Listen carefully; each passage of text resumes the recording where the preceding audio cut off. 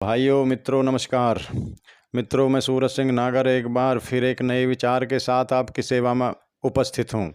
आशा करता हूँ कि सभी भाई विचारों से प्रसन्न होंगे और सहमत होंगे। अगर किसी भाई को विचार में कहीं कोई शंका है तो समाधान के लिए सेवा हाजिर है। कमेंट कर सकते हैं, लेकिन मिथ्या कमेंट ना करें।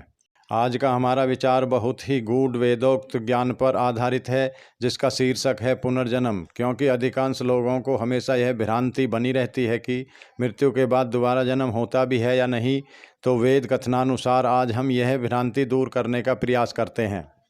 इस पुनर्जन्म के गूढ़ ज्ञान के विचार को हम गुरु व शिष्य के ज्ञान वार्तालाप के रूप में पेश करेंगे, ताकि प्रत्येक मनुष्य जो जानने की जिज्ञासा रखता हो वह आसानी से समझ सके। क्योंकि झूठे पाखंड भ्रम से बाहर निकालकर व्यक्ति को सत्य से अवगत कराने का ही हमारा प्रयास है। अगर मित्र भाई हमारे वैदिक धर्म के सत्य से सहमत हैं और वेद के गूढ़ ज्ञान को जानने की दिलचस्पी रखते हैं, तो हमारे सभी पहले व आगे आने वाले सभी विचारों को प्राप्त करने के लिए चैनल को सब्सक्राइब अवश्य करें एवं अधिक से अधिक लोगों तक सत्य ज्ञान को पहुंचाने का प्रयास करें। लाइक व शेयर अवश्य करें। प्रभु प्रदत्त वेदवाणी प्राणियों के यौनि परिवर्तन के विषय में क्या कहती है? मनुष्य सुखी या दुखी, महान या हीन, अच्छा या बुरा, ऊंचा या नीचा, गरीब या अमीर एवं ऊंची नीची योनियों में किन कर्मों के आधार पर प्रवेश करता है और व्यक्ति किस कर्म का क्या फल भोगता है, यह हम इससे अगले वीडियो में बहुत जल्द बताने का प्रयास करेंगे। अब हम आत्मा के बार बार देह परिवर्तन यानी जिसे पुनर्जन्म कहते हैं उसको प्रस्तुत करते हैं। सर्वप्रथम मैं बताना चाहता हूं कि आत्मा का कभी जन्म नहीं होता। जन्म केवल शरीर का होता है। आत्मा अनादि है, अमर है, अजर है। आत्मा केवल पूर्व जन्मों के कर्मों के आधार पर भिन्न भिन्न योनियों में देह धारण करती है और अपने पाप पुण्य का फल भोगती है। अब प्रश्न उठता है कि पुनर्जन्म किसको कहते हैं? जब जीवात्मा पहला शरीर छोड़कर किसी दूसरे शरीर को धारण करती है तो हर जीवन के बाद नए परिवर्तित शरीर धारण की क्रिया को ही पुनर्जन्म कहते हैं। अब प्रश्न उठता है कि पुनर्जन्म क्यों होता है? जब वर्तमान जन्म के पाप पुण्य कर्मों के फल भोगने बाकी रह जाते हैं तो उन कर्मों के फल भोगने के लिए आत्मा को नए देह का धारण करना आवश्यक है। अब शिष्य कहता है कि सभी कर्मों का फल एक ही जन्म में क्यों नहीं मिल जाता? गुरुजी कहते हैं कर्म फल अधिक होने के कारण एक ही जन्म में नहीं दिए जा सकते, प्राणी की क्षमता के अनुसार ही दिए जा सकते हैं, क्योंकि यही ईश्वरीय विधान है। अब शिष्य की जिज्ञासा है कि पुनर्जन्म को कैसे समझा जा सकता है। गुरुजी कहते हैं पुनर्जन्म को समझने के लिए जीवन और मृत्यु को समझना होगा, लेकिन जीवन और मृत्यु को समझने के लिए शरीर को समझना आवश्यक है। अब जिज्ञासु कहता है कि शरीर के बारे में समझाएं।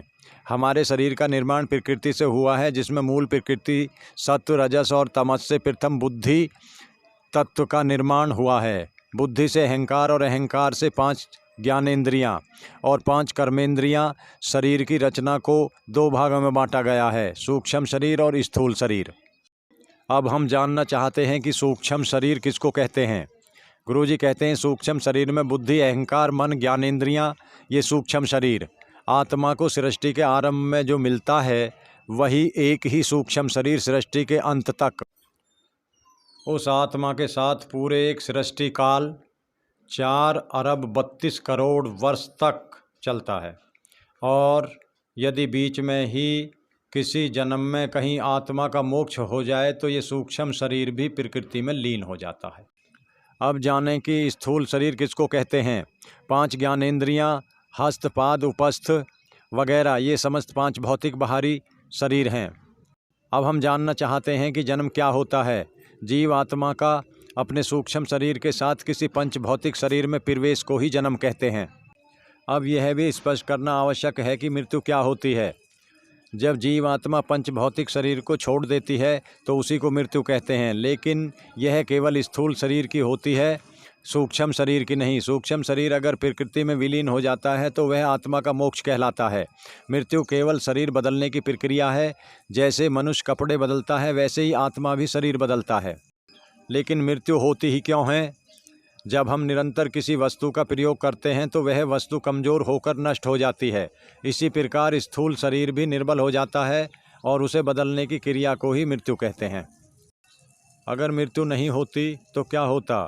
अगर मृत्यु नहीं होती तो पृथ्वी पर पैर रखने की भी जगह नहीं मिलती और पूरी व्यवस्था भंग हो जाती। तो क्या मृत्यु होना बुरी बात है? मृत्यु होना बुरी बात नहीं है, यह केवल स्थूल शरीर परिवर्तन की प्रक्रिया है। लेकिन गुरुजी, हम जानना चाहते हैं कि यदि मृत्यु बुरी बात नहीं है तो लोग इससे डरते क्यों हैं?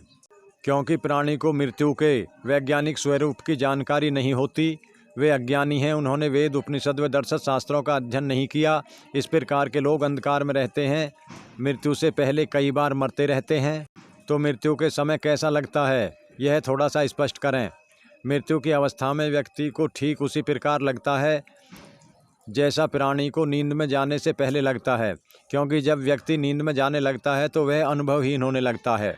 और अगर मृत्यु किसी हादसे में होती है तो उस समय प्राणी मूर्छा में चला जाता है और ज्ञान शून्य होने लगता है। यही ईश्वर की सबसे बड़ी कृपा है कि प्राणी को किसी पीड़ा का अनुभव नहीं होता, क्योंकि वह सुषुप्त अवस्था में चला जाता है।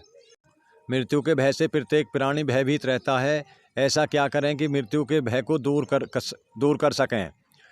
व्यक्ति जब वैदिक आर्ष ग्रंथ, उपनिषद, दर्शन शास्त्रों का गंभीरता से अध्ययन कर जीवन मृत्यु शरीर के विज्ञान को जानेगा तो आपके अंदर का मृत्यु भय मिट जाएगा। और दूसरा ये कि योग मार्ग पर चलें तो स्वयं ही मृत्यु का अज्ञान मिटता चला जाएगा और मृत्यु भय दूर हो, निडरता आ जाती है। जैसे राष्ट्र रक्षक अपने राष्ट्र के लिए बलिदान देने को तैयार रहता है, उसको कोई भय नहीं होता। इसी प्रकार जो व्यक्ति वेद, शास्त्र, दर्शन, उपनिषद, गीता, सांख्य आदि का ज्ञान प्राप्त करता है वह निडर हो जाता है। जैसे कृष्ण जी ने युद्ध में अर्जुन का गीता ज्ञान से भय दूर किया था।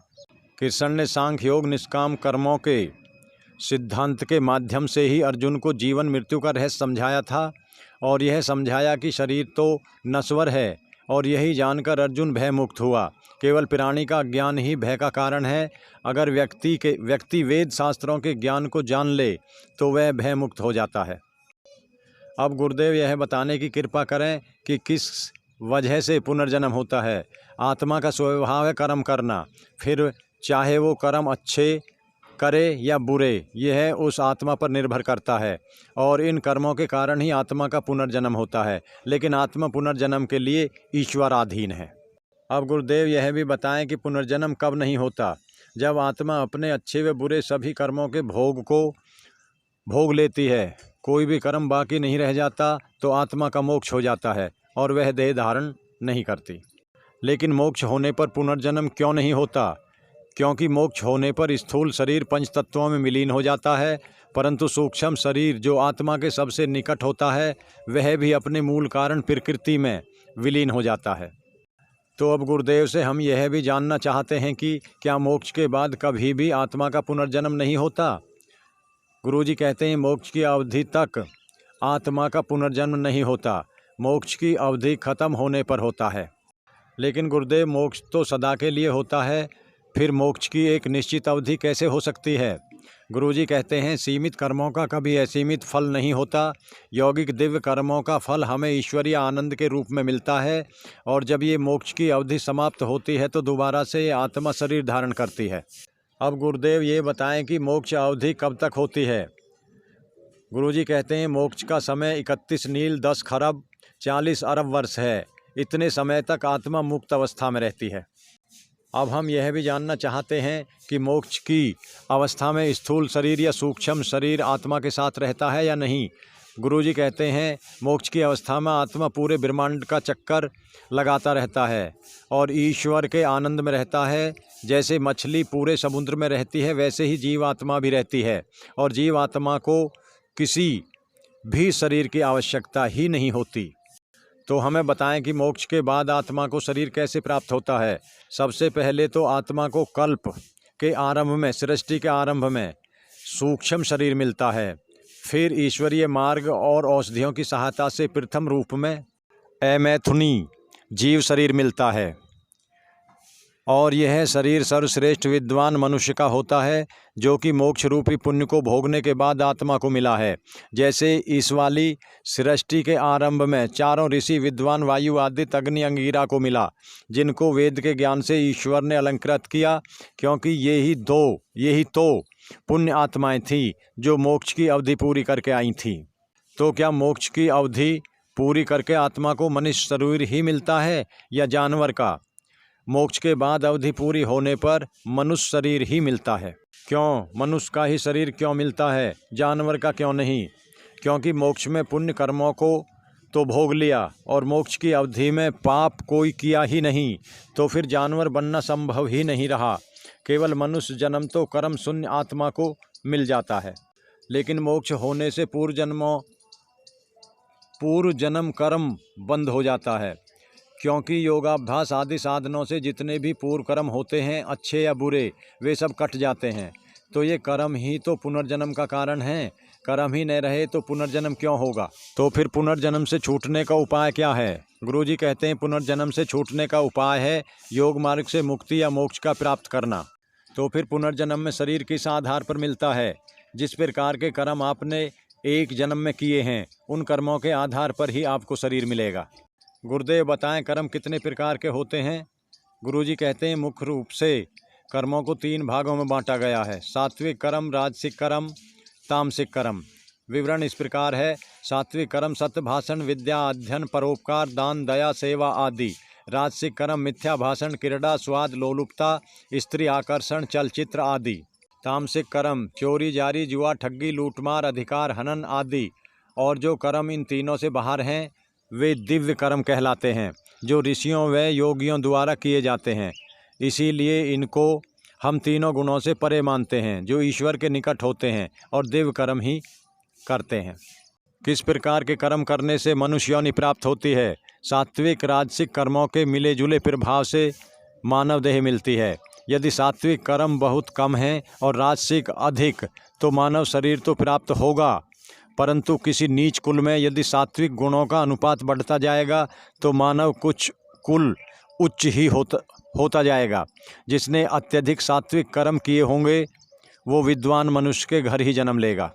लेकिन किस प्रकार के कर्म करने से आत्मा जीव जंतुओं के शरीर को प्राप्त होता है? तामसिक और राजसिक कर्मों के फल स्वरूप जानवर शरीर आत्मा को मिलता है। जितना तामसिक कर्म अधिक किए होंगे उतनी ही नीच योनि उस आत्मा को प्राप्त होती चली जाती है। जैसे लड़ाई स्वभाव वाले मांस खाने वाले को कुत्ता, गीदड़, सिंह, श्यार आदि का शरीर मिल सकता है, और घोर तामसिक कर्म किए हुओं को सांप, नेवला, बिच्छू, कीड़ा, कांकरोच, छिपकली आदि।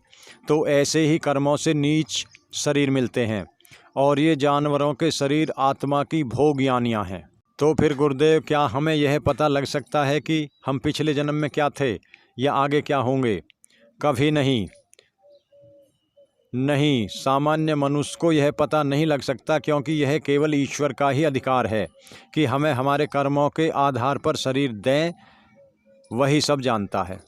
तो फिर यह किसको पता चल सकता है?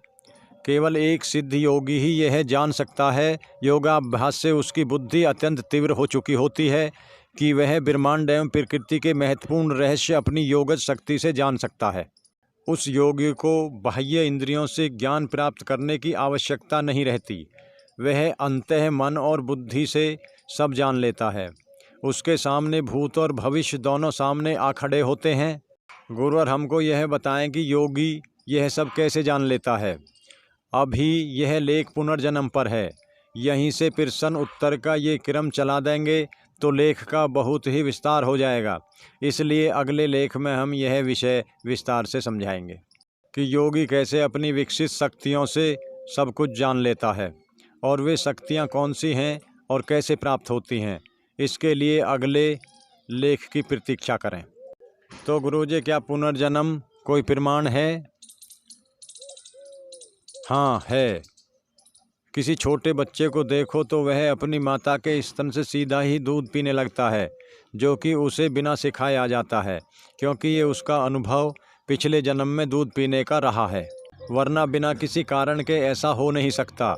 दूसरा यह है कि आप कभी उसे कमरे में अकेला लेटा दो तो वह कभी हंसता भी है। यह सब पुराने शरीर की बातों को याद करके हंसता है, लेकिन जैसे जैसे वह बड़ा होने लगता है तो धीरे धीरे सब भूल जाता है।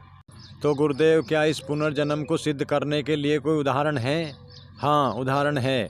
जैसे अनेकों समाचार पत्रों में या फिर टीवी में भी आप सुनते हैं कि एक छोटा सा बालक अपने पिछले जन्म की घटनाओं को याद रखे हुए है, और सारी बातें बताता है, जहाँ जिस गांव में वह पैदा हुआ, जहाँ उसका घर था, जहाँ पर वो मरा था, जबकि इस जन्म में वह अपने उस गांव में गया तक नहीं, लेकिन फिर भी अपने उस गांव की सारी बातें याद रखे हुए है। किसी ने उसको कुछ बताया भी नहीं, कुछ सिखाया भी नहीं, दूर दूर तक उसका उस गांव से इस जन्म में कोई नाता नहीं है, फिर भी उसकी गुप्त बुद्धि, जो कि सूक्ष्म शरीर का भाग है, उन घटनाओं को संजोए हुए है, जो जागृत हो गई और वह बालक पुराने जन्म की बातें बताने लग पड़ा। लेकिन गुरुवर, ये सब बातें मनगढ़ंत हैं। हम विज्ञान के युग में इसको नहीं मान सकते, क्योंकि वैज्ञानिक रूप से ये बातें बेकार सिद्ध होती हैं। क्या कोई तार्किक और वैज्ञानिक आधार है इन बातों को सिद्ध करने का? लेकिन आपसे किसने कहा कि हम विज्ञान के विरुद्ध इस पुनर्जन्म के सिद्धांत का दावा करेंगे? ये वैज्ञानिक रूप से सत्य है और आपको ये अभी सिद्ध करके दिखाते हैं। तो गुरुवर, सिद्ध कीजिए।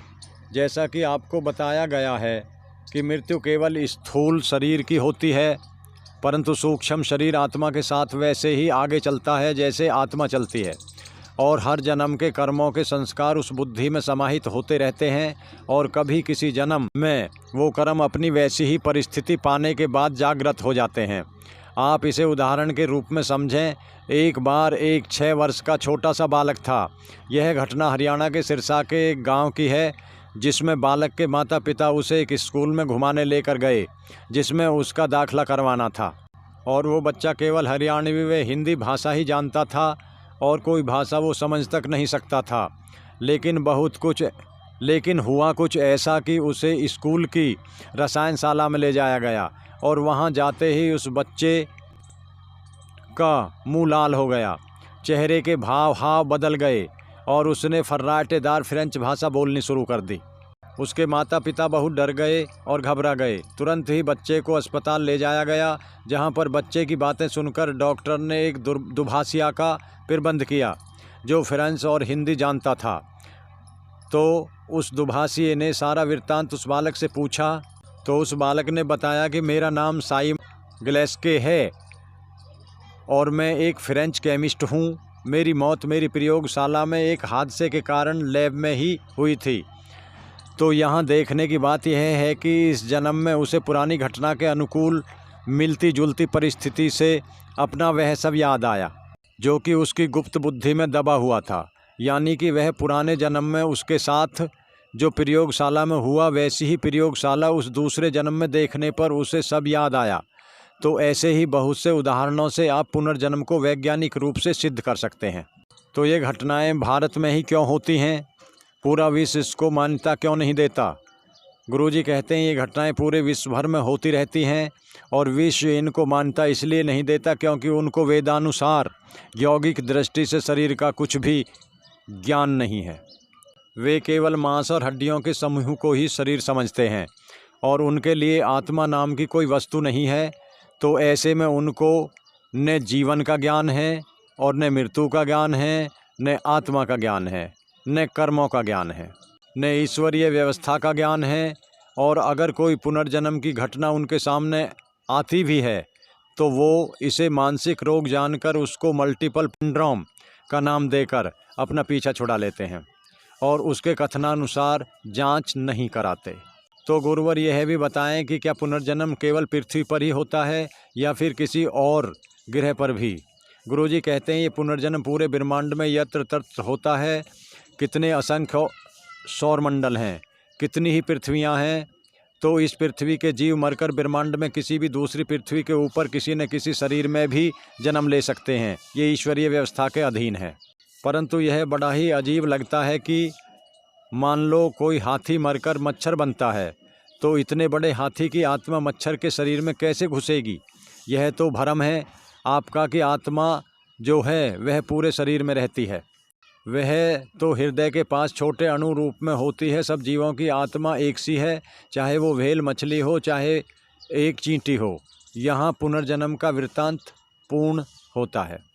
अंत में मैं अपने सभी प्रिय मित्रों से यह नम्र निवेदन करता हूँ कि मैं ये जो भी वैदिक सनातन धर्म के आर्ष ग्रंथों के गूढ़ ज्ञान को आप लोगों तक पहुँचाने का जो भी प्रयास करता हूँ, अगर आप उससे संतुष्ट हैं तो मुझे ज़रूर बताएं, ताकि मैं प्रयास को जारी रख सकूं और इस ज्ञान को ज़्यादा से ज़्यादा लोगों तक पहुंचाने की कृपा करें।